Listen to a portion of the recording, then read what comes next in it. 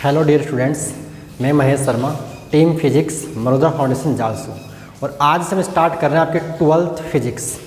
तो देखिए, आपने 11th की फिजिक्स भी पढ़ी है और 12th की फिजिक्स भी आप पढ़ोगे।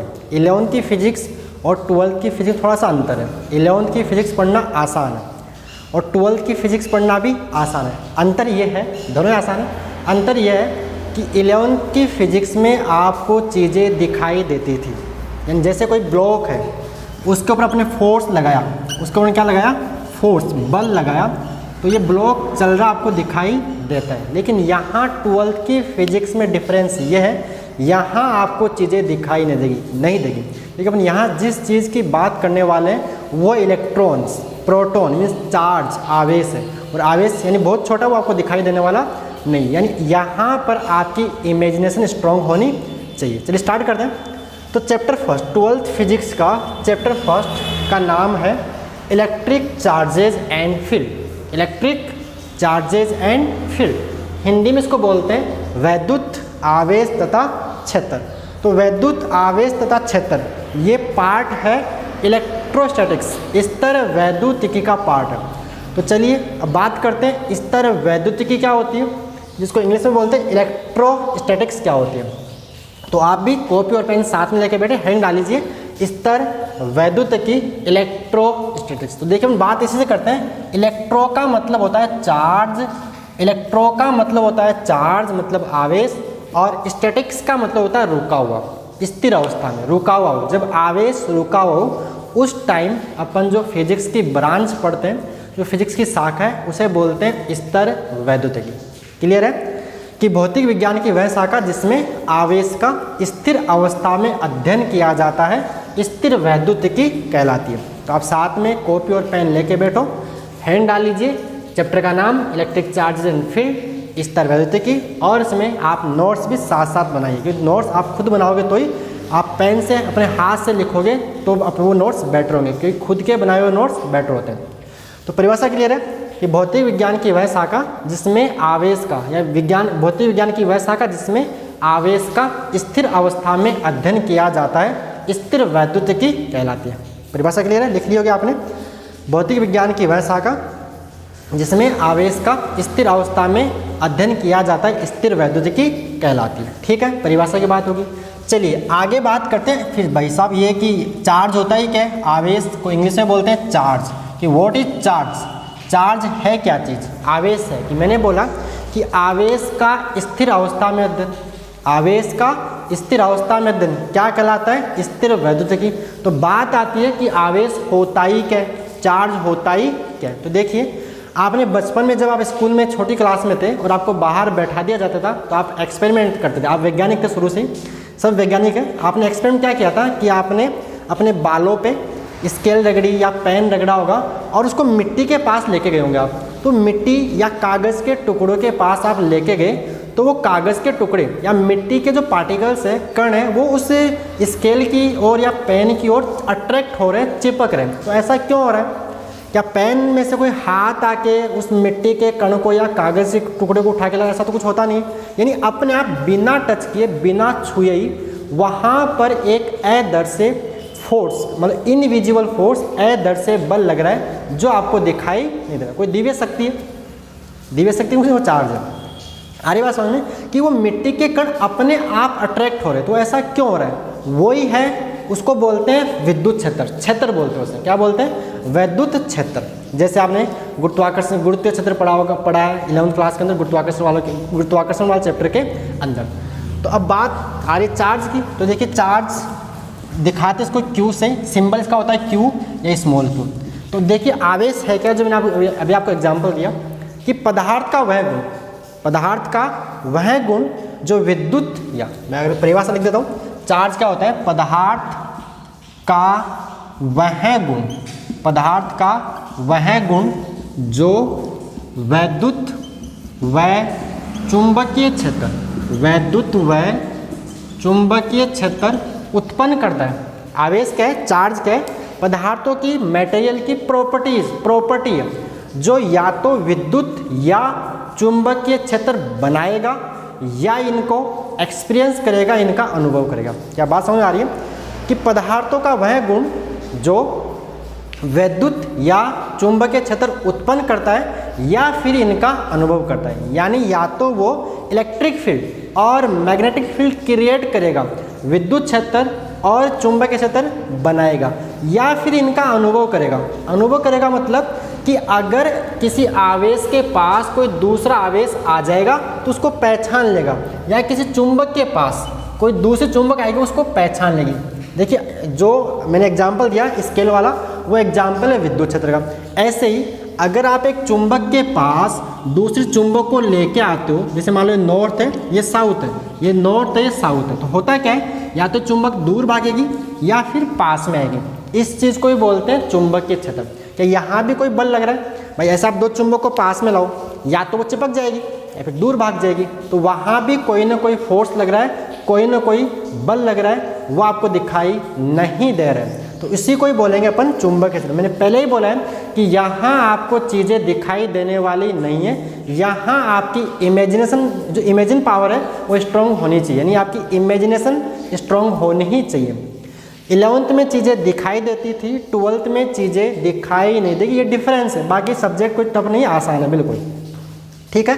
तो इस चीज़ को बोलते हैं चुंबकीय क्षेत्र। और जो मैंने जो आपको एग्जाम्पल दिया स्केल वाला, पेन वाला, या कंघे को आप रगड़, जैसे आप कंघी करते हैं, कागज़ के टुकड़े के पास लेके जाते हो वो चिपक जाते हैं, तो एग्जाम्पल किसका है, वो एग्जाम्पल है वैद्युत क्षेत्र का। तो आई होप आपको समझ में आएगा कि पदार्थों का गुण है, आवेश क्या है, पदार्थों का गुण है जो वैद्युत या चुंबकीय क्षेत्र उत्पन्न करता है। क्या करता है, वैद्युत या चुंबकीय क्षेत्र उत्पन्न करता है या इनका अनुभव करता है, या इनका अनुभव करता है, एक्सपीरियंस करता है, अनुभव करता है, आवेश कहलाता है। ये हो गया आवेश की परिभाषा, आवेश कहलाता है। कोई डाउट, मेरे हिसाब से कोई डाउट आपको नहीं होगी कि मटेरियल की प्रॉपर्टी है, पदार्थों का गुण है जो वैद्युत या चुंबकीय क्षेत्र बनाएगा या इनको एक्सपीरियंस करेगा, इनका अनुभव करेगा, ठीक है। ये होगी चार्ज की बात, चार्ज की, आवेश की परिभाषा की बात। सिंबल की बात करें, संकेत की बात करें तो किससे दिखाते हैं, क्यू से या स्मॉल क्यू से दिखाते हैं। चलिए अब बात करते हैं आगे आवेश के प्रकार, टाइप्स ऑफ चार्ज। आवेश के प्रकार, टाइप्स ऑफ चार्ज। तो देखिए आवेश दो प्रकार का होता है। आवेश कितने प्रकार का हुआ, दो प्रकार का। कितने प्रकार का, दो प्रकार का। पहला कौन सा, धन आवेश, पॉजिटिव चार्ज, धन आवेश पॉजिटिव चार्ज। सेकंड ऋण आवेश, नेगेटिव चार्ज। ऋण आवेश, नेगेटिव चार्ज को इंग्लिश में बोलते हैं, शॉर्ट में इसको बोलता हूँ मैं negative charge, -V means negative charge, और इसको हम क्या बोलेंगे, पॉजिटिव चार्ज, पॉजिटिव चार्ज। तो आवेश के टाइप कितने हैं, दो, धनावेश और ऋण आवेश, ठीक है। अब आगे बात करते हैं यूनिट ऑफ चार्ज, आवेश का मात्रक, आवेश का मात्रक। तो देखिए आवेश का मात्रक, कौन सा मात्रक, SI या CGS या FES। मात्रक पढ़ते हैं, जानते हो MKS, CGS, FES और SI। तो बात करते हैं आवेश का मात्रक। तो देखिए आवेश का जो SI मात्रक है, कौन सा मात्रक, SI मात्रक, वो होता है कूलाम। क्या होता है, आवेश का जो SI मात्रक है वो क्या होता है, कूलाम। इसको दिखाते किससे, कैपिटल C से इसको डिनोट करते हैं। ये कौन सा मात्रक हो गया, SI मात्रक। अगर बात करूँ CGS मात्रक की, CGS मात्रक, अब आपने मात्रक पढ़ते 11 में पढ़ रखी है, MKS, CGS, FES and SI। तो CGS मात्रक जो इसका होता है वो होता है स्टेट कूलाम। किसका, चार्ज का। जो CGS मात्रक क्या होता है, स्टेट कूलाम। आप साथ साथ में नोट्स बनाते रहिए, लिखते भी रहिए, स्टेट कूलाम। और इसी को बोलते हैं फ्रैंकलिन। क्या बोलते हैं, फ्रैंकलिन बोलते हैं, ठीक है। अब बात आती है इमेजिनेशन क्या इन दोनों के अंदर, तो एक कूलाम बराबर होता है 3 × 10⁹ स्टेट कूलाम। स्टेट कूलाम, या इसको ES भी बोलते हैं, स्तर वैद्युत इकाई। तो एक कूलाम बराबर 3 × 10⁹ स्टेट कूलाम, ठीक है। चलिए ये हो गया आवेश का मात्रक। अब बात करते हैं आवेश की विमा की। भाई विमा एक भौतिक राशि आवेश, तो आवेश की विमा क्या होगी। अब विमा आपको 11th क्लास में पढ़ाई हुई अच्छी तरह से, बिल्कुल। विमा क्या होती है कि किसी भौतिक राशि को मूलभूत भौतिक राशि के रूप में लिखने के लिए उन पर लगाई गई घातों को, यानी MLT की जो पावर्स होती है, MLT की जो घातें, उसको अपन क्या बोलते हैं, विमा। यह आपने 11th क्लास में पढ़ रखा। तो देखिए आवेश क्यों अपन निकालेंगे, तो इसका एक यहाँ मैं लिख रहा हूँ आवेश की विमा। तो आप जानते हो आवेश जो आप धारा क्या होती है, धारा विद्युत धारा, कौन सी धारा, विद्युत धारा बराबर होता है आवेश बटा समय। यह आपने 10th क्लास में फॉर्मूला पढ़ रखा है, यहाँ भी पढ़ेंगे, लेकिन आपने 10th में फॉर्मूला पढ़ रखा है कि आवेश के प्रवाह की दर को विद्युत धारा इलेक्ट्रिक करंट बोलते हैं, पढ़ रखा है फॉर्मूला। तो यहीं से देखिए आप इसको बोल सकते हो, इसके बाद मैं यहाँ लिख रहा हूँ I बराबर Q/T, I फॉर करंट, कौन सा, इलेक्ट्रिक करंट, धारा बराबर आवेश बटा समय। तो यहाँ से आप Q बराबर I/T कर सकते हो। अब देखिए I क्या है यहाँ पे, करंट, विद्युत धारा, ये भी कैसी राशि है, मूलभूत भौतिक राशि, और इसकी विमा अपन क्या बोलेंगे, A1, और समय के लिए T1। तो ये आगे आवेश की विमा A1 T1 क्या होती है, A1 T1, इसको बड़े ब्रैकेट में बंद कर देंगे। तो आवेश की जो डायमेंशन, चार्ज की जो डायमेंशन है, आवेश की जो विमा वो क्या होगी, A1 T1। और आप चाहो तो पूरा बोल सकते हो M0 L0 T1 A1 भी बोल सकते हो। भाई यहाँ पे M और L आ नहीं रहा है तो M की पावर भी 0 कर दी और L की पावर भी 0 कर दी। क्लियर, मात्रक गुलाम होता है, विमा याद करनी है आपको A1 T1। चलिए आगे बात करते हैं।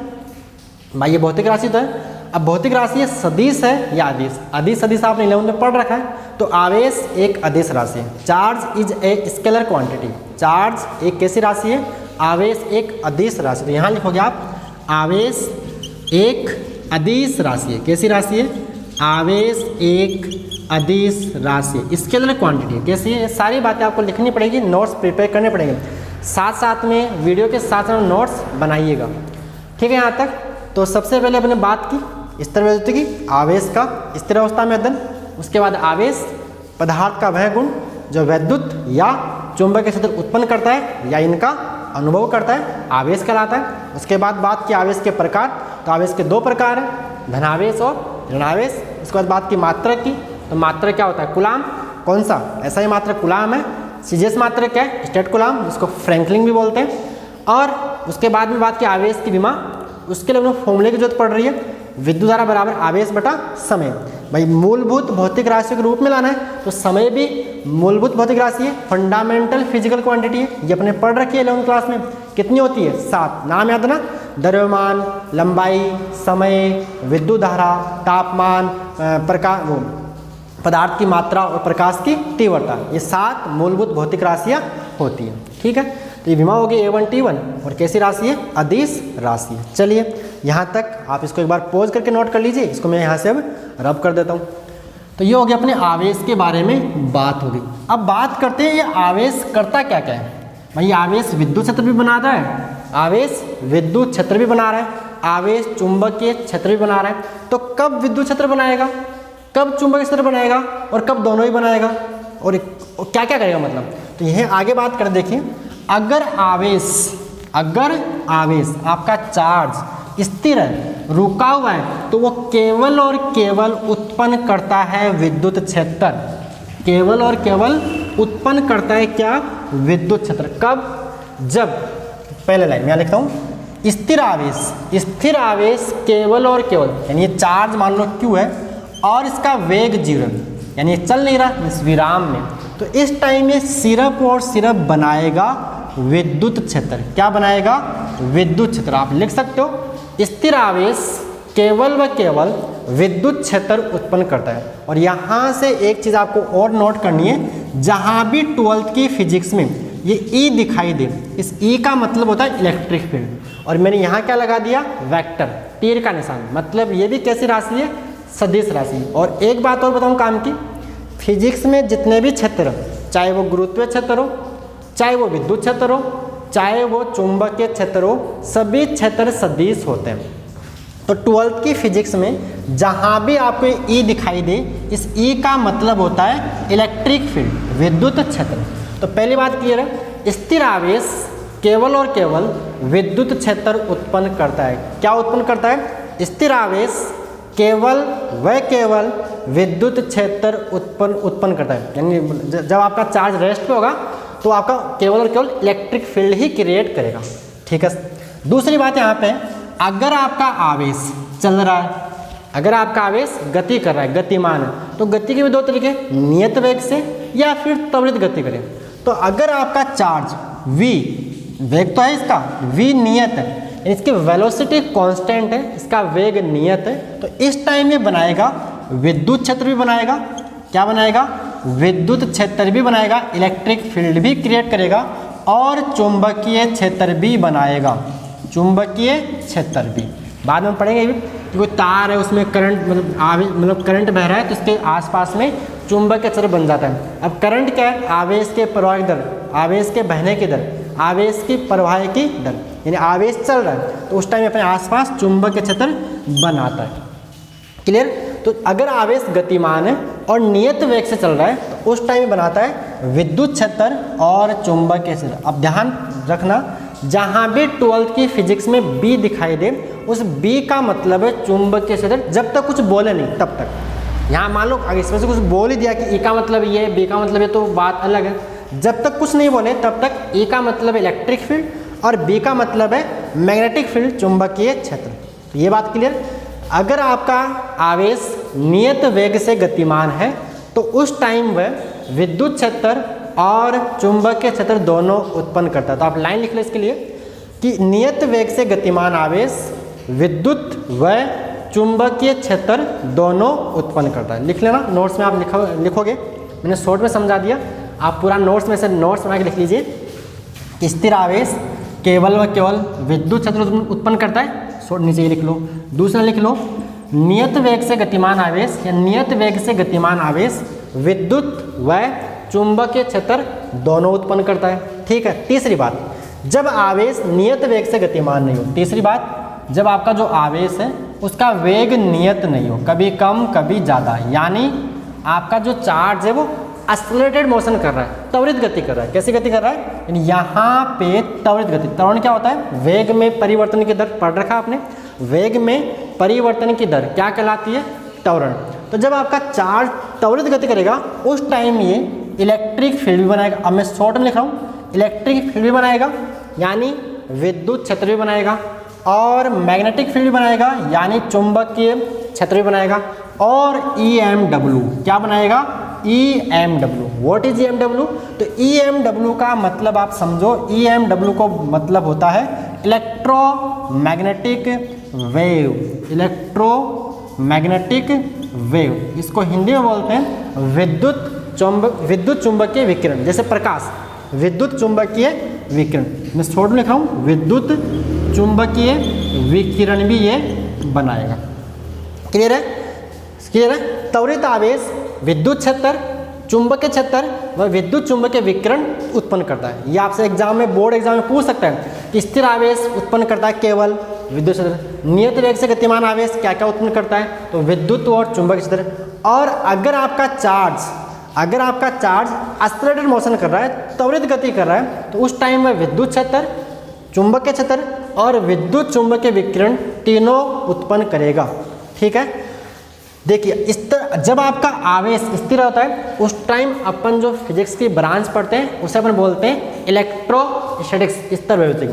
और इसमें जो अपन पढ़ने वाले, इस वाले टॉपिक में अपन पढ़ेंगे करंट इलेक्ट्रिसिटी। क्या पढ़ेंगे, करंट इलेक्ट्रिसिटी, जिसको हिंदी में बोलते हैं अपन धारा, यानी विद्युत धारा। विद्युत धारा आपका इसमें पढ़ने वाले अपन, मैं इंग्लिश में देता हूँ, करंट इलेक्ट्रिसिटी। क्या पढ़ेंगे, करंट इलेक्ट्रिसिटी, हिंदी में बोलते हैं विद्युत धारा। और पढ़ेंगे मैग्नेटिज्म, चुंबकत्व। फिर पढ़ेंगे अपन EMI, इलेक्ट्रो मैग्नेटिक इंडक्शन, और फिर पढ़ेंगे लास्ट में AC, प्रत्यावर्ती धारा। ये टॉपिक इसमें आने वाले, आपके इसमें अंदर आने वाले हैं। और इसमें फिर आपका टॉपिक है EMW, विद्युत चुंबकीय विकिरण के नाम से हमारे पास टॉपिक है विद्युत चुंबकीय विकिरण, जो अपन अलग अलग टॉपिक्स में पढ़ने वाले हैं। तो यहाँ आपको एक बात क्लियर हो जानी चाहिए कि जब आवेश आराम कर रहा है उस टाइम ये विद्युत क्षेत्र बनाएगा, और जब आवेश नियत वेग से गति कर रहा है उस टाइम ये विद्युत क्षेत्र और चुंबकीय क्षेत्र दोनों उत्पन्न करेगा। और आवेश त्वरित गति कर रहा है तो EB एंड EMW, विद्युत क्षेत्र भी, चुंबकीय क्षेत्र भी और विद्युत चुंबकीय विकिरण तीनों उत्पन्न करेगा। और इसके बाद में पढ़ेंगे कि जो विद्युत क्षेत्र होता है और चुंबकीय क्षेत्र होता है और विद्युत चुंबकीय विकिरण तीनों एक दूसरे के लंबवत होते हैं। जो तीनों, यानी अगर अपन ने x, ये मान लो आपका XX, ये आपका YX और ये आपका ZX, ये आपका, ठीक, ये ओरिजिन मूल बिंदु। अगर विद्युत क्षेत्र इधर है तो चुंबकीय क्षेत्र इधर होगा और EMW आपका इधर होगा, तीनों एक दूसरे के लंबवत होते हैं। अगर ये विद्युत क्षेत्र है, ये चुंबकीय क्षेत्र है, तो मेरे चलने की दिशा किसको बताएगी? ये बताएगी विद्युत चुंबकीय विकिरण को बताएगी। ठीक है, तो ये आपकी बात होगी इसकी चार्ज की बात की। भाई इसका मात्रक क्या होता है, ये वाली बात होगी, मात्रक वगैरह हो गया, परिभाषा होगी। अब बात करते हैं यहाँ तक क्लियर? तो ये आप डिटेल में आप लिख ही लोगे, शॉर्ट में आपको समझा दिया है, क्लियर? ओके, तीनों एक दूसरे के लंबवत होते हैं। अब आगे बात करते हैं कि अगर अपन दो आवेशों को पास में रख दें तो उनके बीच में क्या होगा? बल लगेगा, यानी वो आवेश एक दूसरे से दूर भाग सकते हैं या एक दूसरे के पास भी आ सकते हैं। तो देखिए आगे है अपन पढ़ने वाली ये बात अपन आगे काम में आएगी।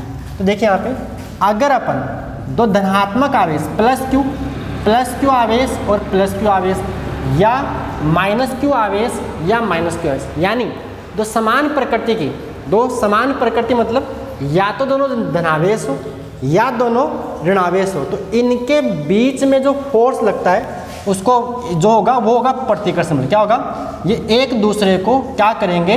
प्रतिकर्षण बल, यानी एक दूसरे को प्रतिकर्षित करेंगे, रिपल करेंगे, दूर भगाएंगे।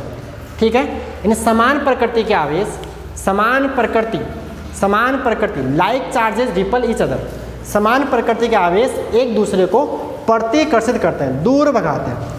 और विपरीत प्रकृति के आवेश, मान लो प्लस क्यू के पास माइनस क्यू रखा हो, तो यहाँ क्या होगा? यहाँ होगा अट्रैक्शन, आकर्षण। यहाँ क्या होगा आपका? यहाँ होगा अट्रैक्शन और यहाँ क्या होगा आपका? रिपल्सन।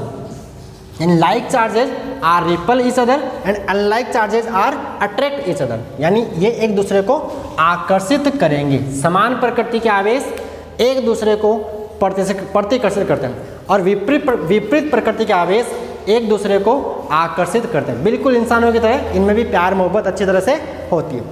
ठीक है, प्लस प्लस दूर, प्लस प्लस दूर, माइनस माइनस दूर। हाँ, प्लस के पास माइनस तो ये बोलेगा आ जा इधर, मैं भी इधर आ रहा हूँ, तू भी इधर आ जा। इनमें क्या होता है? आकर्षण। इतनी बातें क्लियर? ओके, अब आगे बात करते हैं अपन। यहाँ तक क्लियर है? एक बार आप यहाँ तक पॉज करके अपने नोट्स वगैरह आप कंप्लीट कर लीजिएगा। आगे चले, अब आगे बात करते हैं properties of charge. Properties of charge यानी आवेश के गुणधर्म। यहाँ तक क्लियर है? समझ में आ गया? मज़ा आ रहा है पढ़ने में? साथ साथ में नोट्स भी बनाइएगा।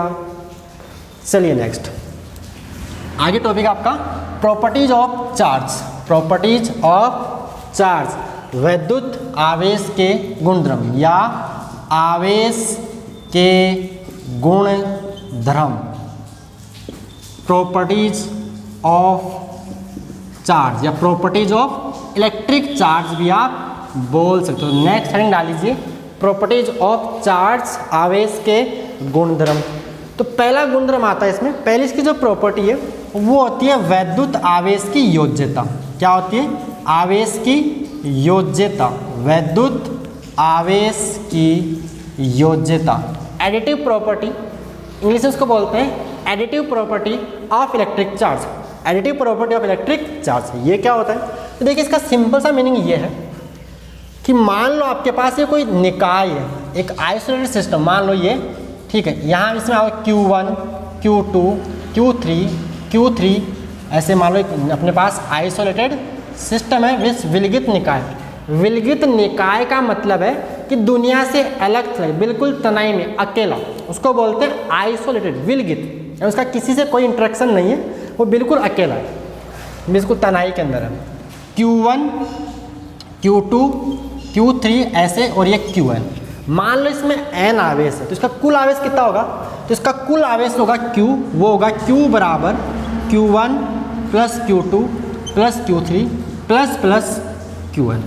यही है वैद्युत आवेश की योज्यता, यही है वैद्युत आवेश की योज्यता। यानी अपन यहाँ पे क्या किया है? एल्जेब्रिक सम किया है। क्या किया है? एल्जेब्रिक सम, बीज गणितीय योग, हिंदी में बोलते हैं बीज गणितीय योग किया अपन। यानी देखिए आवेश एक अदिश राशि है। आवेश कैसी राशि है? Charge is a scalar quantity. आवेश एक अदिश राशि है और जितनी भी अदिश राशि है, स्केलर क्वांटिटीज है, अपन उनको सिंपल संख्याओं की, सामान्य संख्याओं की तरह जोड़ सकते हैं। इसे ही बोलते हैं बीज गणितीय योग। इन चिन्ह के साथ, जैसे मान लो 5, मैं आपसे पूछूं कि 5 + 3 यानी 5, 3 -3 चलो माइनस का 3 प्लस का 2 कितना होगा, तो जोड़ लो 5 प्लस -3 प्लस का 2 कितना आएगा, माइनस का 3 प्लस का 2 यानी माइनस का 1 यानी 4 आएगा, ये आएगा ना। तो अपने क्या किया, बीज गणितीय योग किया। क्या किया, बीज गणितीय योग कर लिया। बीज गणितीय योग का मतलब चिन्ह के साथ जोड़ना, किसका जोड़ना, विद साइन ऐड करना है, तो ये यहाँ पे क्या है। तो आवेश एक अदिश राशि है, तो किसी विलगित निकाय का कुल आवेश उसमें स्थित सभी आवेशों के बीज गणितीय योग के बराबर होता है। ठीक है, तो यहाँ आप लिख लीजिए विद्युत आवेश की योज्यता में क्या लिखोगे, क्लियर है, समझ में आ रहा है। अगर आपको टोटल चार्ज निकालना है, कुल आवेश निकालना है, क्या करोगे, जोड़ना है। लेकिन जोड़ना कैसे है, चिन्ह के साथ जोड़ना है। चिन्ह के साथ जोड़ने को क्या बोलते हैं, अलजेब्रिक सम बोलते हैं, बीज गणितीय योग बोलते हैं। क्या बोलते हैं, बीज गणितीय योग बोलते हैं। कोई डाउट, क्लियर है। बीज गणितीय योग अलजेब्रिक सम टर्म बार बार काम में आएगा। जहाँ भी बीज गणितीय योग आएगा उसका मतलब है कि चिन्ह के साथ जोड़ेंगे। किसके साथ जोड़ेंगे, चिन्ह के साथ जोड़ेंगे। तो लिख लीजिए किसी विलगित निकाय का, किसी, इसके लिख लो डाल के, विद्युत आवेश की योज्यता लिख लो, किसी विलगित निकाय का, विलगित मीन्स आइसोलेटेड, विलगित निकाय का कुल आवेश, विलगित निकाय का कुल आवेश उसमें स्थित सभी आवेशों के, उसमें स्थित सभी आवेशों के बीज गणितीय, सभी आवेशों के बीज गणितीय योग के बराबर होता है। किसी निकाय, विलगित निकाय का कुल आवेश उसमें स्थित सभी आवेशों के बीज गणितीय योग के बराबर होता है। ठीक है, बीज गणितीय योग के बराबर होता है क्योंकि आवेश एक अदिश राशि है। ऐसा अपन ने क्यों किया, क्योंकि charge is a scalar quantity. आवेश कैसी राशि है, आवेश एक अदिश राशि है। जैसे मान लो यदि किसी विलगित निकाय में लिख लेना, यदि किसी विलगित निकाय में Q1, Q2 dash dash dash Qn आवेश है, Qn आवेश है तो इसका कुल आवेश है, तो इसका कुल आवेश टोटल चार्ज क्या होगा, ये होगा आपका Q बराबर Q1 plus Q2 plus Qn। ये आपका हो गया विद्युत आवेश की योज्यता। यहाँ तक कोई डाउट मेरे हिसाब से नहीं है। नंबर 2 जो प्रॉपर्टी आती है वो आती है वैद्युत आवेश की निश्चरता। क्या आती है, वैद्युत आवेश की निश्चरता। यहाँ तक क्लियर है ये वाला। नेक्स्ट डाल लीजिए वैद्युत आवेश की निश्चरता, इनवेरिएंस, इसको इंग्लिश में बोलते हैं इनवेरिएंस ऑफ इलेक्ट्रिक चार्ज। क्या बोलते हैं, इनवेरिएंस ऑफ इलेक्ट्रिक चार्ज। इसका मतलब क्या होता है, इसका मतलब ये होता है कि जो आवेश है, आपका चार्ज है, वो वस्तु के वेग पर डिपेंड नहीं करता है। आवेश वस्तु के वेग पर डिपेंड नहीं करता है। मतलब जितना Q चार्ज का, आवेश का संकेत है, अभी अपन ने बात कर ली, यानी जितना Q विराम अवस्था में होगा, जितना Q किस में होगा, विराम अवस्था में होगा, विराम अवस्था में होगा,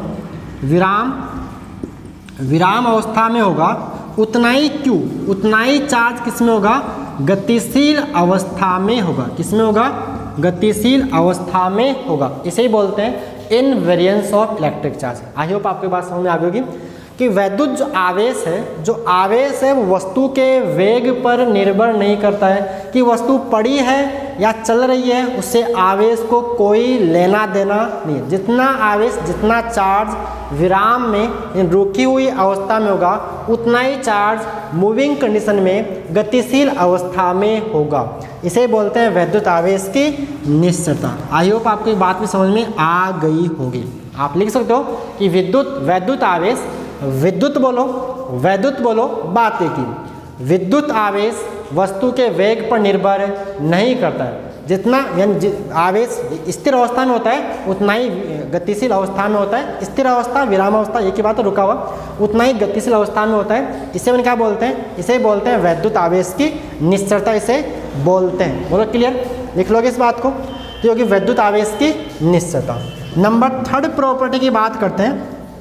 विद्युत आवेश एक संरक्षित राशि है। Charge, electric charge is a conserved quantity. ये एक संरक्षित राशि है, यानी वैद्युत आवेश का संरक्षण, यानी आपकी बुक में लिखा हुआ है वैद्युत आवेश एक संरक्षित राशि है, वैद्युत आवेश का संरक्षण, कंजर्वेशन ऑफ इलेक्ट्रिक चार्ज। इसका मतलब क्या होता है?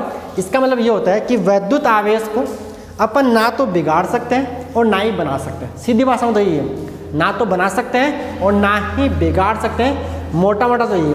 यानी वैद्युत आवेश को अपन ना तो उत्पन्न कर सकते हैं और ना ही नष्ट। इसको बनाना बिगाड़ना अपने हाथ में नहीं है, इसे बोलते हैं संरक्षित राशि। यानी इसको अपन केवल एक वस्तु से दूसरी वस्तु पर स्थानांतरित कर सकते हैं। इसको अपन इन वैद्युत आवेश को ना तो उत्पन्न कर सकते हैं और ना ही नष्ट। इसको केवल अपन एक वस्तु से दूसरी वस्तु पर स्थानांतरित कर सकते हैं। इस यही होता है आपका वैद्युत आवेश का संरक्षण। क्लियर है? तो इसमें आप लिखोगे कि वैद्युत आवेश को न तो उत्पन्न किया जा सकता है, आप लिख लीजिए वैद्युत आवेश को न तो, या ऐसा लिख सकते हो वैद्युत, ऐसा भी लिख सकते हो, एक ही बात है कि इस सिद्धांत के अनुसार वैद्युत आवेश, या इस सिद्धांत के अनुसार बात है कि अपना शब्दों का खेले तो इस सिद्धांत के अनुसार वैद्युत आवेश को न तो उत्पन्न किया जा सकता है, न तो उत्पन्न किया जा सकता है और न ही नष्ट, और न ही नष्ट। इसको केवल नहीं नष्ट, इसको केवल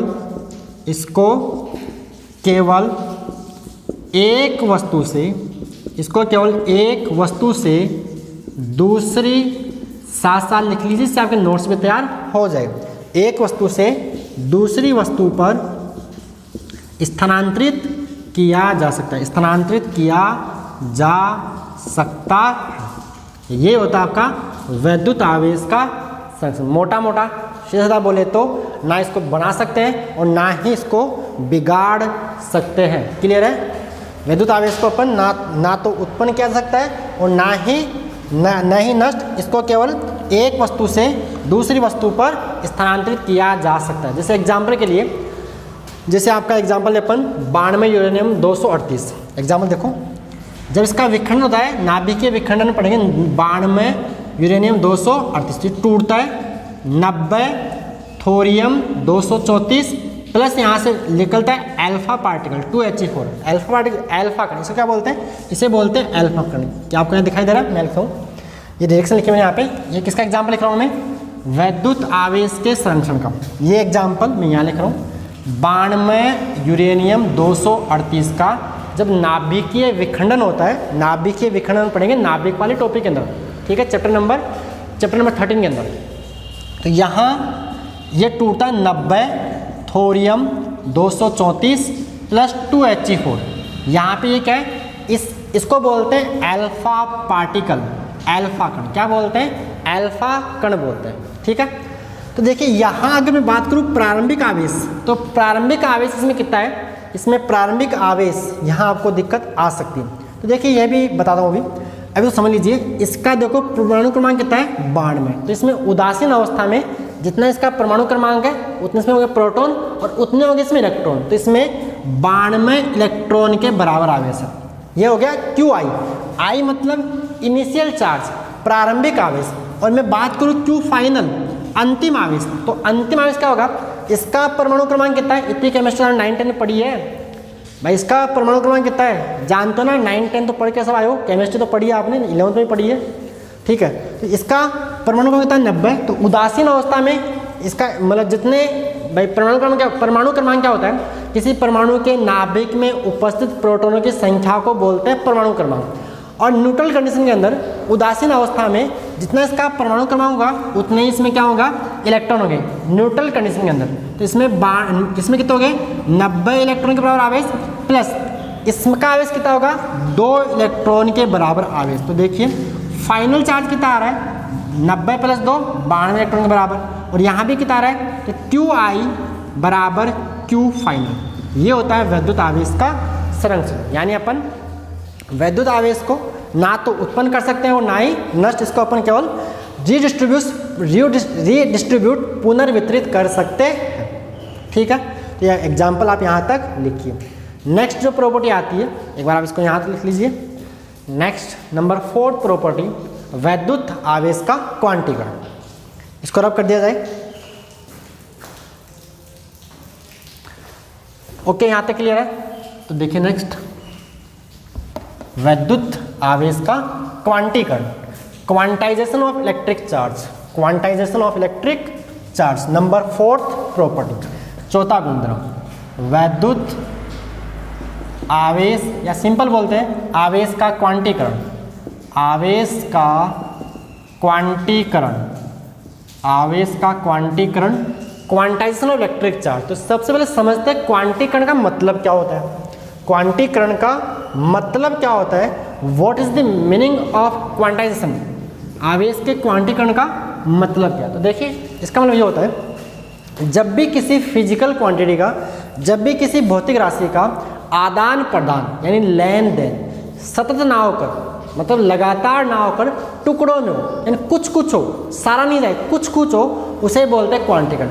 और कुछ कुछ यानी जितना एक बार में कम से कम जा सकता है, उसे बोलते हैं उस फिजिकल क्वांटिटी का क्वांटम, उस भौतिक राशि का क्वांटा, जितना एक बार में कम से कम जा सकता है उसे बोलते हैं उस भौतिक राशि का क्वांटम, जितना कम से कम एक बार में लेन देन हो सकता है। क्या क्वांटीकरण का मीनिंग समझ आ रहा है? जब भी किसी भौतिक राशि का आदान प्रदान सतत ना होकर, कंटिन्यूस लगातार ना होकर, टुकड़ों में हो, कुछ कुछ हो, तो उस भौतिक राशि को बोलते हैं क्वांटीकृत राशि।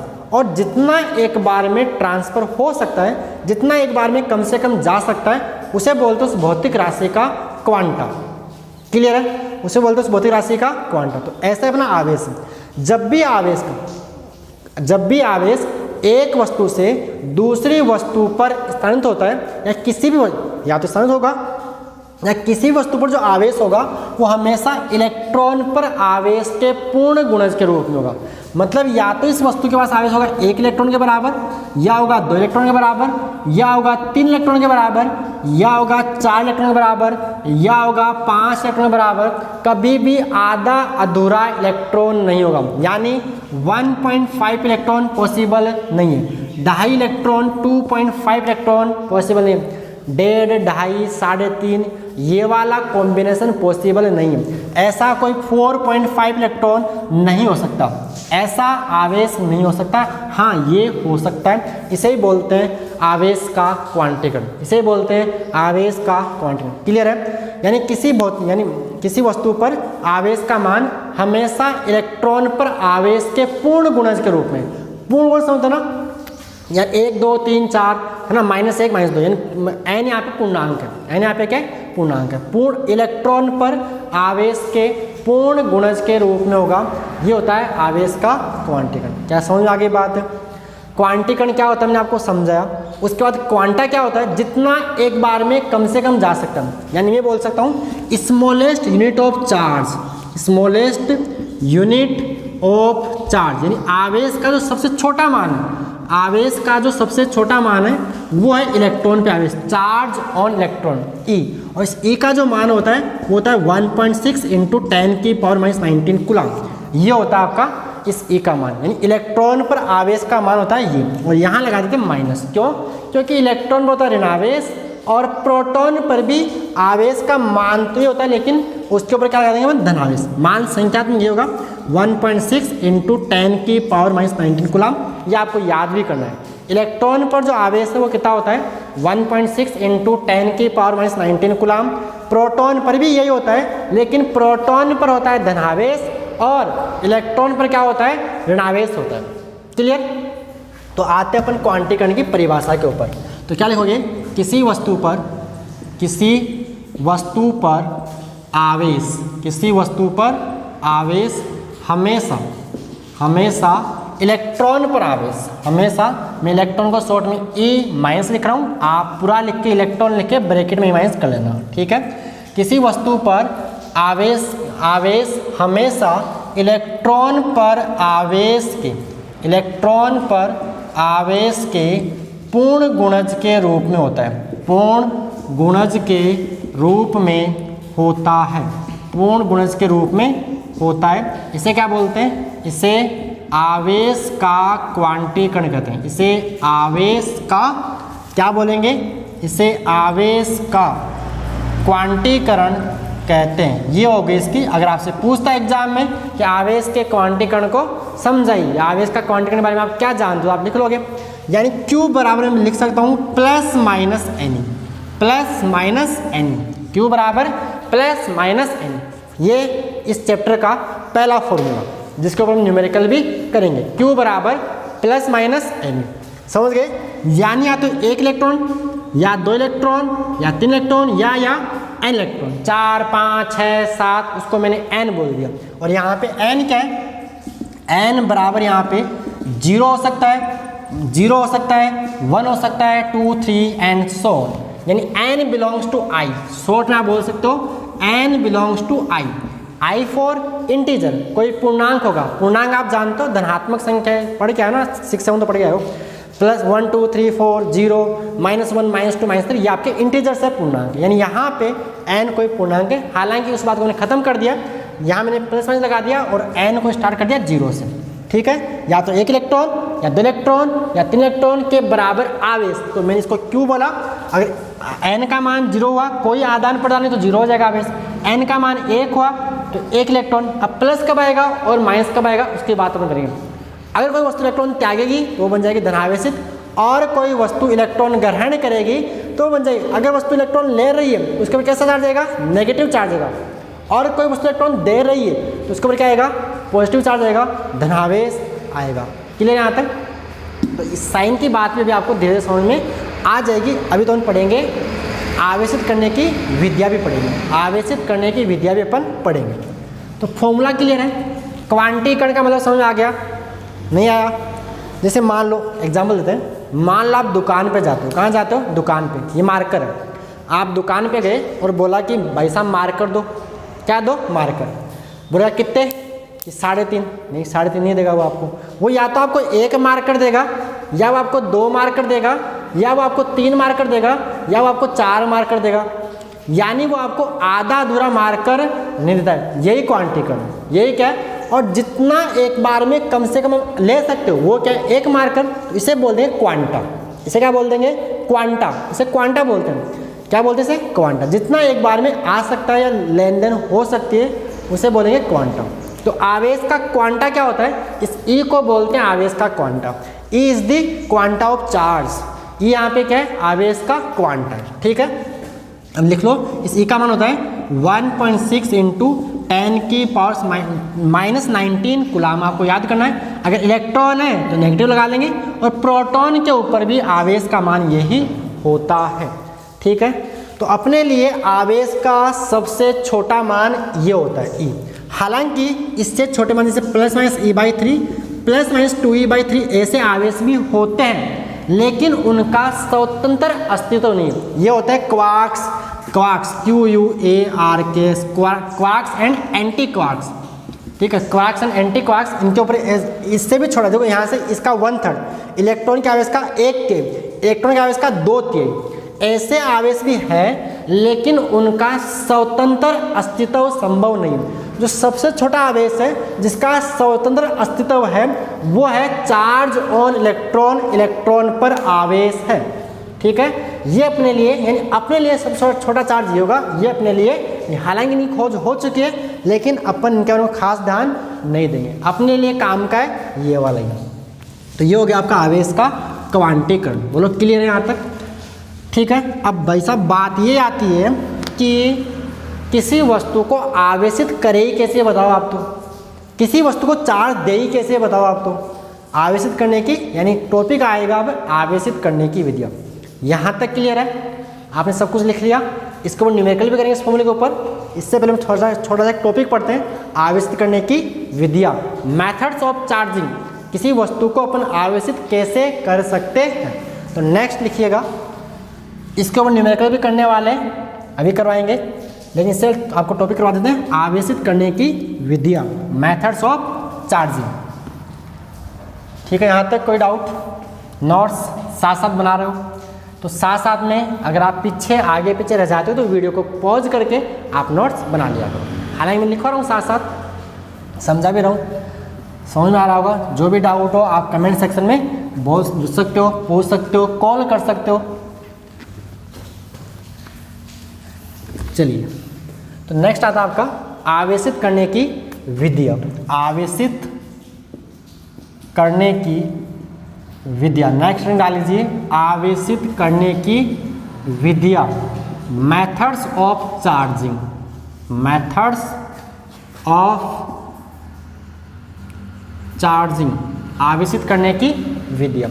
तो जो पहली इसके अंदर विधि अपने पास वो आती है बाई फ्रिक्शन, बाई फ्रिक्शन, घर्षण द्वारा आवेशन, किसके द्वारा, घर्षण द्वारा, किसके द्वारा, बाई फ्रिक्शन, बाई फ्रिक्शन, घर्षण द्वारा आवेशन। देखिए इसमें क्या होता है, जब अपन दो वस्तुओं को आपस में रगड़ते हैं, जब दो वस्तुओं को अपन आपस में रगड़ते हैं तो क्या हो रहा है, रगड़ के देख लो, यानी हीट जनरेट हो रही है, ऊष्मा उत्पन्न हो रही है, और इस ऊष्मा को पाकर इलेक्ट्रॉन एक वस्तु से दूसरी वस्तु में चल जाता है, इसे ही बोलते हैं घर्षण द्वारा आवेशन, चार्जिंग बाई फ्रिक्शन, घर्षण द्वारा आवेशन। क्या कि जब दो वस्तुओं को आपस में रगड़ा जाता है तो क्या होगा, उत्पन्न ऊष्मा के कारण या इस ऊष्मा के कारण इलेक्ट्रॉन एक वस्तु से दूसरी वस्तु में स्थानांतरित हो जाता है, इसे बोलते हैं घर्षण द्वारा आवेशन। जैसे मान लीजिए आपके पास एक वस्तु ये है और एक वस्तु ये, आपने इसको रब ऐसे कुछ किया, ऐसे रब किया, तो मान लो इलेक्ट्रॉन इसमें आ गया,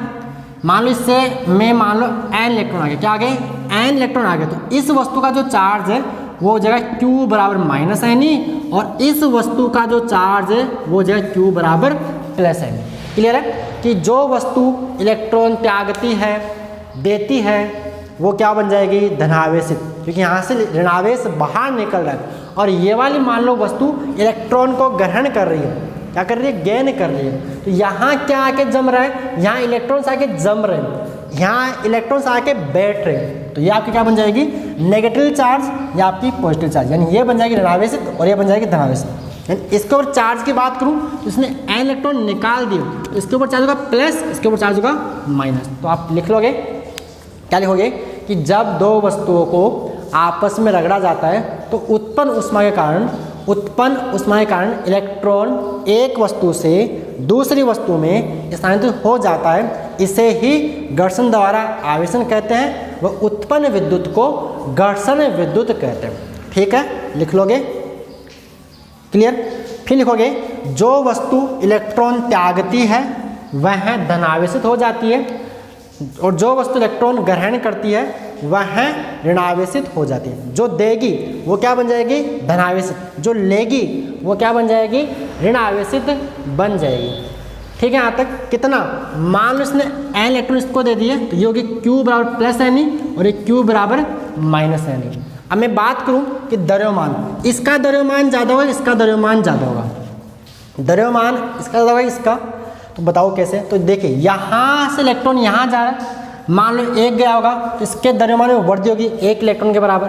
अब देखिए यहाँ पे आपको कुछ बातें और याद करनी पड़ेगी, याद कर लो। मास ऑफ इलेक्ट्रॉन, इलेक्ट्रॉन का द्रव्यमान, मास ऑफ इलेक्ट्रॉन, मास मतलब द्रव्यमान, E मतलब इलेक्ट्रॉन, इलेक्ट्रॉन का जो द्रव्यमान है वो होता है 9.1 into 10⁻⁻31 kilogram. Mass of electron, electron का द्रव्यमान 9.1 इंटू 10⁻31 किलोग्राम होता है, जो आपको याद करना है। ठीक है, बहुत भारी है ना, उठेगा नहीं ना, भारी है। इधर देखिए -31 है ये, ठीक है। और मास ऑफ प्रोटॉन ये होता है 1.672 में लेते हैं, 1.672 इंटू 10। आप इसको छोड़िए, देखिए मास ऑफ, आप सीधा याद कर लीजिए, मास ऑफ प्रोटॉन और मास ऑफ न्यूट्रॉन लगभग बराबर होते हैं, लगभग बराबर होते हैं, और इसका आपको मान याद करना है 1.67 इंटू 10⁻⁻27 किलोग्राम। ये दो बातें यहाँ से याद करना। वैसे देखो होता क्या है, प्रोटॉन का जो द्रव्यमान होता है 1.672 इंटू 10⁻⁻27, और न्यूट्रॉन का जो द्रव्यमान है वो होता है 1.674 इंटू 10⁻⁻27। अब दोनों को खास नहीं है, न्यूट्रॉन भारी है वैसे, कितना इससे 0.002 ये केजी में, किसमें 0.002 किलोग्राम भारी है, तो खास अंतर नहीं है ना। तो अब इसलिए मैंने यहाँ पे बोला है कि mass of proton approximately equals to mass of neutron, यानी प्रोटॉन और न्यूट्रॉन का द्रव्यमान लगभग क्या होता है, बराबर और कितना मानते हैं उसको अपन 1.67 इंटू 10⁻⁻27 किलोग्राम। और बच्चों इसे ही बोलते हैं एमयू। क्या बोलते हैं? 1 एमयू, एटॉमिक मास यूनिट, परमाणु द्रव्यमान इकाई। जो आपने केमिस्ट्री में पढ़ा होगा कि कार्बन परमाणु के द्रव्यमान के 12वें भाग को अपन क्या बोलते हैं?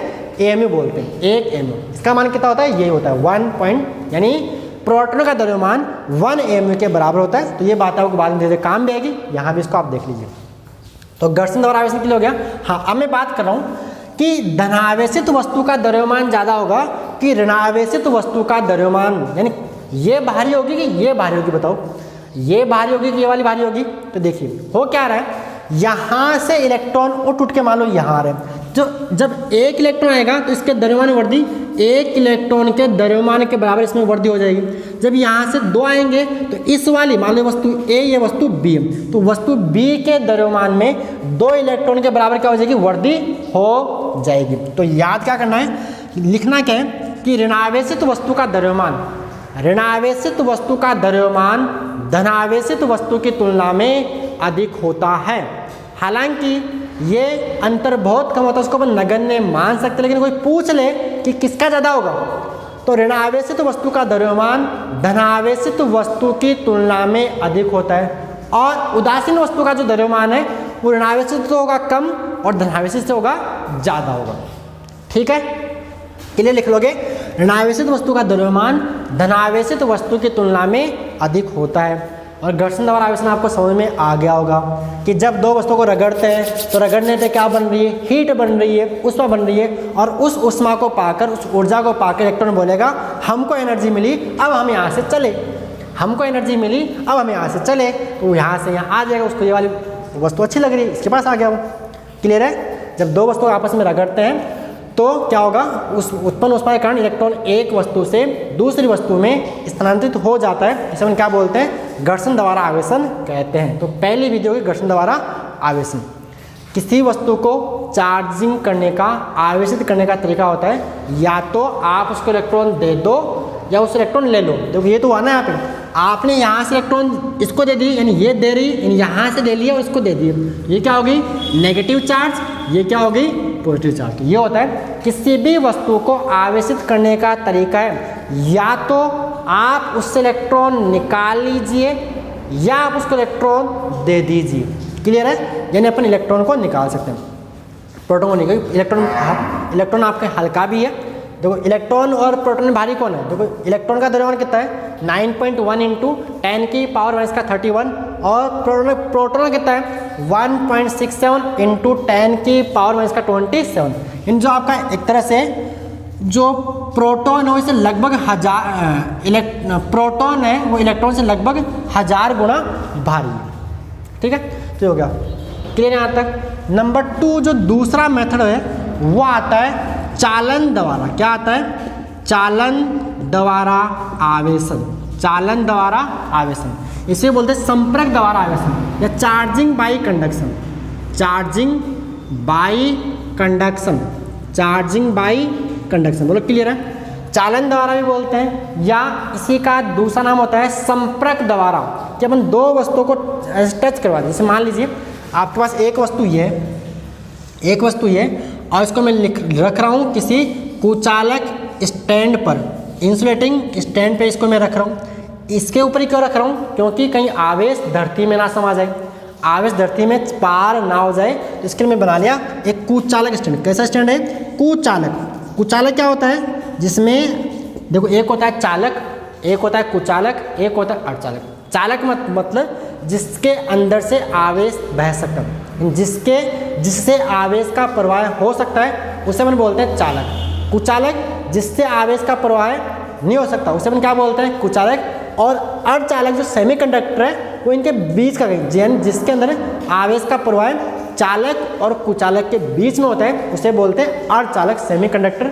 और आज के टाइम में सेमीकंडक्टर इंपॉर्टेंट है, इसको हम बाद में पढ़ेंगे चैप्टर नंबर 14 के अंदर, अर्धचालक वाले चैप्टर के अंदर पढ़ेंगे, जो पीएन संधि वगैरह वहाँ पर उसके अपन बात करेंगे। जनरल डायोड हो गया, पीएन संधि, एनपीएन, पीएनपी, ट्रांजिस्टर वगैरह वाला जो चैप्टर वहाँ इसको अपन पढ़ने वाले हैं। ठीक है, तो कुचालक स्टैंड पे क्योंकि नहीं तो आवेश धरती में समा जाएगा। और मान लो ये अनावेशित है, ये कोई गोला है, ये कोई गोला है, और ये कैसा है, अनावेशित, अनचार्ज। कैसा है, अनावेशित है। तो अनावेशित है इसका मतलब इसमें कोई इलेक्ट्रॉन नहीं है। सही बोल रहा हूँ, गलत बोल रहा हूँ, सोच लेना एक बार। अनावेशित है इसका मतलब इसमें कोई इलेक्ट्रॉन प्रोटॉन नहीं है। सही, नहीं, इसमें इलेक्ट्रॉन प्रोटॉन है, लेकिन इसमें जितने इलेक्ट्रॉन है उतने, ये कैसा आपका अनावेशित वस्तु, अनावेशित चालक बोल दो, वस्तु बोल दो। यानी इसमें नंबर ऑफ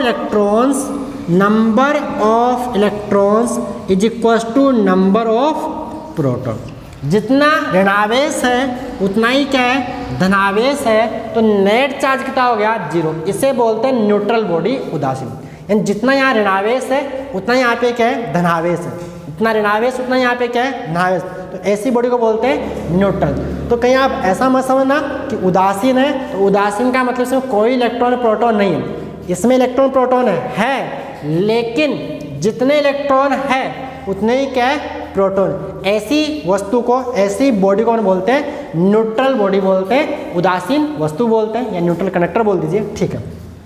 अब ने क्या किया, एक दूसरी वस्तु है, अपना दूसरा गोला है, दूसरा गोला है, इसको भी अपन ने कुचालक स्टैंड रख दिया। इसका मतलब आप समझ गए। अब इसको डायग्राम आप खुद सजा लेना अच्छी तरह से। ये चालक है, ये कैसी है, आवेशित। यहाँ नीचे दिखाई दे रहा है, मैंने ऐसा लिखा है यहाँ पे, आवेशित वस्तु। इसको मान लो चार्ज है 1 2 3 4 5 6 7 8, मान लो इसके ऊपर चार्ज है।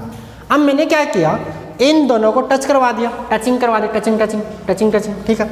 ऐसे मैंने यहाँ पे ये और यहाँ पे ये, मैंने दोनों क्या कर दिया, टच करवा दिया। होगा क्या, अब आपने पढ़ रखा है कि समान प्रकृति के आवेश एक दूसरे को क्या करते हैं, प्रतिकर्षित। तो अभी तक इसके पास कहीं जाने के लिए जगह नहीं थी, लेकिन जैसे इसको आपने टच करवाया तो ये वाला आवेश, ये जो धनावेश है, अपने खुद के प्रतिकर्षण बल के कारण यहाँ से यानी 1 2 3 4 1 2 3 4, केवल समझाने का एग्जाम्पल दे रहा हूँ कि मान लो यहाँ पे पहले 8 कूलाम था, तो 4 कूलाम इसके ऊपर और 4 कूलाम इसके ऊपर आ जाएगा आवेश। और नीचे आपको ये स्टैंड बना देना है, कुचालक स्टैंड में लिख नहीं रहा हूँ, आप लिखना कुचालक स्टैंड आपको बना देना है। ये इसका ये वाला हैचिंग ऐसे कर रखी इसको मैंने, और इसका ये। अब हम क्या करेंगे, इन दोनों को अलग, ये क्या है, संपर्क में वो चालक या संपर्क में वस्तु, लिख देना नीचे लिख देना, संपर्क में वस्तुएं। अब हम क्या करेंगे, इन दोनों को अलग कर देंगे, इसको भी हमने कर देंगे अलग और इसको भी हम कर देंगे अलग। तो अब यहाँ पे दोनों वस्तुएं समान आवेशित। मान लो फॉर एग्जाम्पल यहाँ पहले 8 कूलाम था, तो 4 कूलाम इसको आप ए बोल दो, इसको भी 4 कूलाम ए के ऊपर और 4 कूलाम बी के ऊपर, 1 2 3 4। और नीचे आपको इसका स्टैंड इसका ही बना देना है, इसका भी आपको स्टैंड बना देना है, कुचालक स्टैंड, कहीं चार्ज आपका धरती माता में ना चला जाए। अब ये क्या होगी, यहाँ लिखोगे दोनों वस्तुएं समान आवेशित है। दोनों वस्तुएं क्या आपकी समान आवेशित है। कैसी है, समान आवेशित। दोनों वस्तुएं आपकी समान आवेशित। पहले पड़ेगा, कुछ नहीं है, बिल्कुल आसान है कि जब भी आप दो चालकों को टच करवाते हो तो उनमें आवेश बराबर से बट जाता है। क्या हमेशा बराबर से बटेगा? नहीं, हमेशा बराबर से नहीं बटेगा। ये बराबर तभी बटेगा जब दोनों चालकों का आकार, आकृति और मटेरियल पदार्थ भी सेम होना चाहिए। दोनों चालकों का आकार, आकृति और पदार्थ मटेरियल भी सेम होना चाहिए, तब बराबर से बटेगा। अब हमेशा बराबर से बटे ऐसा कोई ज़रूरी नहीं। कब बटेगा? जब दोनों क्या हो, दोनों का आकार, आकृति और मटेरियल पदार्थ भी सेम होना चाहिए। तो ये होता आपका, क्या होता आपका चालन द्वारा या संपर्क द्वारा या चार्जिंग बाय कंडक्शन या चार्जिंग बाय कांटेक्ट। अब लिखोगे कैसे? ये जो आपने काम किया इसको अपने शब्दों में लिख देंगे। तो क्या करोगे, ये जो आपने काम किया उसको अपने शब्दों में लिख लीजिए, यही बनी ये परिभाषा। रटना क्या है इसमें? रटना कुछ नहीं है, आपके सामने है सब कुछ। तो क्या लिखोगे इसको? लिखो क्या है, देखिए, जब किसी अनावेशित वस्तु को आवेशित वस्तु के संपर्क में लाया जाता है, जब किसी अनावेशित वस्तु को आवेशित वस्तु के संपर्क में लाया जाता है तो दोनों वस्तुएं समान रूप से आवेशित हो जाती है। इसे चालन द्वारा आवेशन कहते हैं। तो यह परिभाषा आप आयोग लिख लोगे, यहाँ लिख देना इसको। डायग्राम बाद में बनाना अच्छी तरह से, ठीक है। उसके बाद परिभाषा से लेकर आप डायग्राम बना लीजिए, आपके नोट्स तैयार हो जाएंगे। समझ में आ रहा है कि जब किसी अनावेशित वस्तु को आवेशित वस्तु के संपर्क में लाया जाता है तो दोनों वस्तुएं समान रूप से आवेशित हो जाती है, इसे चालन ऑब्लिक संपर्क द्वारा आवेशन कहते हैं। क्लियर? तो चालन द्वारा आवेशन क्लियर हो गया। ये थी आपकी दूसरी विधि। इसी कॉन्सेप्ट के ऊपर जेईई मेन 2018 में सवाल भी पूछा जा चुका है, सेम इसी कॉन्सेप्ट के ऊपर। तो अपने ऐसे न्यूमेरिकल्स भी करेंगे, इसी बात नहीं, सब कुछ करेंगे। आज भी अभी तो स्टार्टिंग है, थोड़ी चल रही है, न्यूमेरिकल डेरिवेशन सब कुछ मिलने वाला आपको, ठीक है। चले आगे, इसको रब कर हटा दो यहाँ से। कोई भी डाउट हो कमेंट सेक्शन में पूछ लीजिए या इंस्टीट्यूट में कॉल कर लीजिए अपने मरुदा फाउंडेशन जालसू। चलिए नेक्स्ट तीसरी विधि आती है, ये लिख लिया आपने, नहीं लिखा तो आप इसको बैक करके पॉज करके लिख लीजिएगा। नेक्स्ट आएगा आपका प्रेरण द्वारा आवेशन, charging by induction. Charging by induction, प्रेरण द्वारा आवेशन। नेक्स्ट आप डाल लीजिए प्रेरण द्वारा आवेशन, charging by induction. Charging by induction कौन सा? तीसरा आपका है प्रेरण, तीसरा प्रेरण द्वारा आवेशन। प्रेरण द्वारा आवेशन, charging by induction. Charging by induction, प्रेरण द्वारा आवेशन। इसमें क्या होता है, इसमें टच करवाने की जरूरत नहीं पड़ती है। इसमें टच करवाने की कोई जरूरत नहीं पड़ती। जैसे मान लीजिए आपके पास ये कोई वस्तु है, या आपके पास कोई वस्तु है और इसका नीचे वो आप कुचालक स्टैंड बना देना। अब मैं सब में कुचालक स्टैंड नहीं बनाऊंगा, आप बनाना सबके अंदर, ठीक है। और अपने क्या किया, इसके पास ये कोई देखो, ये कोई वस्तु है वो अनावेशित है। कैसी है? अनावेशित, अनचार्ज, अनावेशित वस्तु है, ठीक है। क्लियर? अनावेशित का मतलब इसके अंदर कोई इलेक्ट्रॉन प्रोटॉन नहीं, गलत। इलेक्ट्रॉन प्रोटॉन है, लेकिन इलेक्ट्रॉन और प्रोटॉन दोनों की संख्या बराबर है। इलेक्ट्रॉन प्रोटॉन दोनों की संख्या क्या है? बराबर। अब हमने क्या किया, इसके पास अपने कोई छड़ लेके आ गए, कोई छड़, मान लो प्लस प्लस धन आवेशित छड़, क्या है? धन आवेशित छड़, धन आवेशित छड़ है। तो अपन यहाँ से, ठीक है। अब होगा क्या, ये वस्तु थी, ये पहले अनचार्ज थी। अब जैसे इसके पास अपने छड़ लेके आएंगे तो इसके अंदर इलेक्ट्रॉन प्रोटॉन तो है, इसके अंदर इलेक्ट्रॉन प्रोटॉन तो है। अब होगा क्या, इसमें इलेक्ट्रॉन भी है, प्रोटॉन भी है, तो प्लस आ गया, तो प्रोटॉन एंड धनावेश से दूर भाग जाएगा, प्लस प्लस धनावेश दूर भाग जाएगा और ऋणावेश इसके पास में आ जाएगा। इतनी बात आप जानते हो कि समान प्रकृति के आवेश एक दूसरे को प्रतिकर्षित करते हैं, जबकि असमान प्रकृति के आवेश एक दूसरे को आकर्षित करते हैं। यानी इसके जो इलेक्ट्रॉन प्रोटॉन के, यानी इसके इलेक्ट्रॉन से अट्रैक्ट हो जाएंगे। फिर हम क्या करेंगे, इस वाले बॉडी को अपन कर देंगे अर्थिंग। ये छड़ इसके भी पास में, मैं डायग्राम छड़ा कर रहा हूँ, प्लस प्लस, यहाँ पे क्या रहेगा, minus minus minus, plus plus plus plus. अब क्या किया अपन ने, इस बॉडी को अपन ने क्या कर दिया, अर्थिंग कर दिया। क्या कर दिया? अर्थिंग। अर्थिंग समझ तो, इसको ग्राउंड से एक तार लिया और तार लेके इसको धरती से जोड़ दिया। धरती से, इसको बोलते हैं, ये अर्थिंग का सिंबल है। क्या कर दिया इसको अपन ने? अर्थिंग, भू संपर्कित, इसको कर दिया अपन ने अर्थिंग कर दिया। अर्थिंग को हिंदी में बोलते हैं भू संपर्कित, इसको भू संपर्कित, इसको अपन ने ग्राउंड से कनेक्ट कर दिया। अब होगा क्या, देखिए, जो आपको यूँ समझिए, जो अपना धरती है वो इलेक्ट्रॉनों का समुद्र, इसमें इलेक्ट्रॉन भरे पड़े, भरमार है। धरती के अंदर इलेक्ट्रॉन्स की क्या है? भरमार। तो होगा क्या, यहाँ ग्राउंड से इलेक्ट्रॉन निकल के इसकी ओर आएंगे, इस तार से इलेक्ट्रॉन चल के यहाँ आ जाएंगे। अब मान लीजिए ये भाग इसका पी भाग है, ये भाग क्यू। इसको, इस गोले को मैंने दो भाग दे दिए, पी और part Q, part P part Q, part P और पार्ट क्यू, दो भाग कर लिए। इस भाग में ऋणावेश है, इस भाग में धनावेश है। अब होगा क्या, ये जो धनावेश है वो पृथ्वी से इलेक्ट्रॉन ग्रहण करके न्यूट्रल हो जाएगा, उदासीन। जितना यहाँ पे पॉजिटिव चार्ज है उतना ही यहाँ से नेगेटिव चार्ज ऋणावेश आ जाएगा और ये वाला पार्ट हो जाएगा न्यूट्रल। क्या हो जाएगा? न्यूट्रल। यानी ये आपकी छड़ यहाँ पे प्लस, अभी मैंने छड़ उठाया नहीं, प्लस प्लस प्लस प्लस, और ये पार्ट हो गया आपका न्यूट्रल। और मैंने यहाँ से अब अर्थिंग को हटा दिया, अर्थिंग को मैंने यहाँ से रिमूव कर दिया। डायग्राम थोड़ा मैंने गोला छोटा बड़ा कर दिया, ये सारे गोले आपको बराबर से खींच लेने, इतना आप समझदार हो, ठीक है। अब मैं क्या कर रहा हूँ, सबसे लास्ट में इसको भी हटा दूंगा, इस छड़ को भी मैंने हटा दिया, इस छड़ को भी मैंने हटा दिया, यानी यहाँ पे ये। अब देखिए क्या होगा, जैसे छड़ को हटाएंगे, जैसे ही छड़ को, यहाँ पे क्या है, यहाँ पे नेगेटिव चार्ज है, माइनस माइनस माइनस, ये नेगेटिव चार्ज है। जैसे छड़ को अपन हटाएंगे तो क्या होगा, यहाँ पे ये माइनस माइनस माइनस माइनस। भाई देखिए ये ऋणावेश अभी इसके पास में था, जैसे धनावेश छड़ को अपन हटाएंगे तो ये जो आवेश है अपने खुद के प्रतिकर्षण बल के कारण प्रतिकर्षित होकर इसके अंदर फैल जाएगा। तो ये हो गया आपकी वस्तु ऋणावेशित, ये इसके ऊपर होगी वस्तु आवेशित। कैसी है, आवेशित। अब एक चीज़ नोट कीजिए आप, मैंने छड़ कैसी ली, धनावेशित। यहाँ लास्ट में आवेश कैसा आ रहा है, ये पार्ट पी, ये पार्ट क्यू, ये पार्ट पी, ये पार्ट क्यू, दो भाग किए तो लास्ट में आवेश कैसा आ रहा है, नेगेटिव चार्ज आ रहा है। कैसा आ रहा है, नेगेटिव चार्ज आ रहा है। क्या आ रहा है, नेगेटिव चार्ज आ रहा है। यानी अगर आपको किसी वस्तु को धनावेशित करना है तो आप क्या कर लो, छड़ ऋणावेशित लो, या ऋणावेशित करना है तो छड़ क्या लो, धनावेशित। यानी यहाँ पर प्रेरण में चार्ज आता है उल्टा। कैसा आता है, उल्टा, विपरीत आवेश आता है।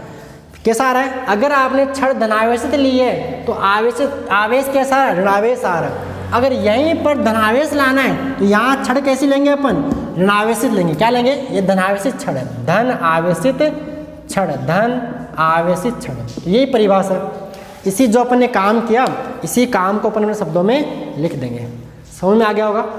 यहाँ पे कोई टच नहीं करवाना है, बिल्कुल आई कांटेक्ट, आंखों आंखों में यहाँ पे बातें हो रही है। यहाँ टच नहीं करवाना है, यहाँ टचिंग नहीं होती है, यहाँ बिना टच के चार्ज आ रहा है, लेकिन कैसा आ रहा है, उल्टा चार्ज आ रहा है। तो क्या लिखोगे, वह प्रक्रिया जिसमें आवेशित वस्तु द्वारा, वह प्रक्रिया जिसमें आवेशित वस्तु द्वारा अनावेशित वस्तु पर बिना संपर्क के विपरीत प्रकृति का आवेश उत्पन्न कर दिया जाए, प्रेरण द्वारा आवेशन कहलाता है। क्लियर है। वह प्रक्रिया जिसके अंदर आवेशित वस्तु द्वारा अनावेशित वस्तु पर बिना संपर्क के विपरीत प्रकृति का आवेश उत्पन्न कर दिया जाए, प्रेरण द्वारा आवेशन कहलाता है, चार्जिंग बाय इंडक्शन कहलाता है। ठीक है, ये आपके ऊपर एग्जाम्पल भी है। अब यहीं पे सवाल उठता है कि अगर इसी वस्तु को नेगेटिव चार्ज, वो पॉजिटिव चार्ज करना हो तो यहाँ छड़ क्या लेना, आपको ऋणावेशित लेनी है। तो यहाँ क्या होगा, फिर जो एरो यहाँ पे आएगा ऋणावेश, तो उस टाइम ये जो सिंबल होगा वो आपको नीचे करना है। क्यों, क्योंकि पृथ्वी इलेक्ट्रॉनों का सागर है। इसे आप 2-4 इलेक्ट्रॉन निकाल लो या 2-4 इलेक्ट्रॉन डाल दो, उससे कोई फर्क पड़ने वाला नहीं। ये समुद्र से एक बाल्टी पानी निकाल ले या समुद्र में एक बाल्टी पानी डाल दो, उससे कोई खास फर्क पड़ने वाला नहीं है। ये थी आपकी आवेशित करने की विधियाँ, चार्जिंग बाय इंडक्शन। क्लियर। तो यहाँ तक क्लियर है। अगली क्लास में अपन करेंगे इसके न्यूमेरिकल। क्या करेंगे, इसके न्यूमेरिकल। उसके बाद कूलाम नियम, आज इंट्रोडक्शन था। उसके बाद कूलाम नियम है, विद्युत क्षेत्र है, मैंने स्टार्ट किया, सारी बातें वो सब कुछ मिलने वाला है। आज के लिए बहुत है। Okay, thank you.